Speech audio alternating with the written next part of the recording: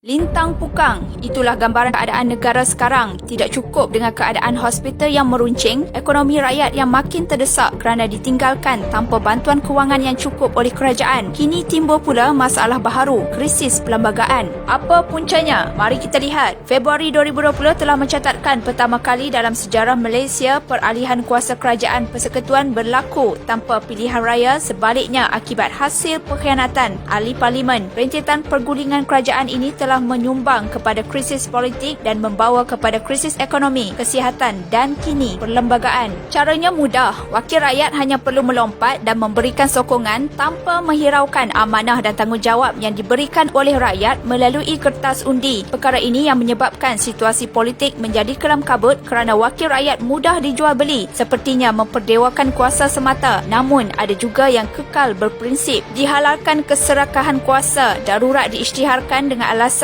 bagi membendung pandemik, namun terbukti gagal bila kes meningkat berlipat kali ganda berbanding sebelum darurat. Setelah proklamasi darurat, banyak syarikat besar telah lari keluar dari Malaysia dan pelaburan masuk ke Malaysia jatuh merudum jika dibandingkan dengan negara-negara jiran lain seperti Indonesia dan Vietnam. Malah setelah darurat diisytiharkan, Yang di-Pertuan Agong telah menitahkan bahawa sidang parlimen boleh bersidang seperti mana negara-negara luar, namun tidak diendahkan oleh Perdana Menteri Muhyiddin. Setelah titah demi titah yang dibalas dengan pelbagai alasan, akhirnya satu mesyuarat khas parlimen telah dijadualkan, namun itu sekadar majlis penerangan oleh jemaah menteri. Ini bertentangan dengan apa yang dititahkan oleh Yang di-Pertuan Agong bahawa sidang parlimen perlu membahas dan mengundi untuk mengungkai proklamasi termasuk ordinan darurat. Pendahakaan semakin jelas bila Menteri Undang-Undang mengumumkan ordinan darurat telah dibatalkan pada 21 Julai 2021 tanpa pengetahuan ahli Dewan Rakyat dan rakyat. Susulan itu, pihak istana telah mengeluarkan kenyataan media bahawa Yang di-Pertuan Agong amat berduka cita dengan kerajaan kerana membatalkan ordinan darurat tanpa perkenan Yang di-Pertuan Agong dan tidak membuat perbahasan dan pengundian di parlimen. Kenyataan balas dari pejabat Perdana Menteri juga tidak menjernihkan keadaan dan menuduh Yang di-Pertuan Agong yang sebenarnya khilaf dan tidak memahami perlembagaan. Pertikaian ini dipanjangkan lagi dengan kenyataan Menteri Kerajaan Tempatan Zuraida Kamarudin yang menyelar Yang di-Pertuan Agong hanya perlu mengikut keputusan jemaah menteri dan patut menghubungi Perdana Menteri terlebih dahulu jika tidak faham. Kini pemerintah masih berdalih dan sanggup menipu Yang di-Pertuan Agong dengan mendakwa beliau masih mendapat sokongan majoriti Dewan sedangkan ramai sudah menafikannya. Episod demi episod yang menjelitkan berlaku sedangkan rakyat dihalau dari rumah kerana tak mampu bayar sewa dan kehilangan kerja. Malah di hospital terlalu sesak sehingga pesakit terpaksa tidur di lantai. Kita mahukan pemimpin yang bekerja untuk rakyat, bukan kerajaan yang gila kuasa dan buta hati seperti mereka yang menggerakkan langkah Sheraton.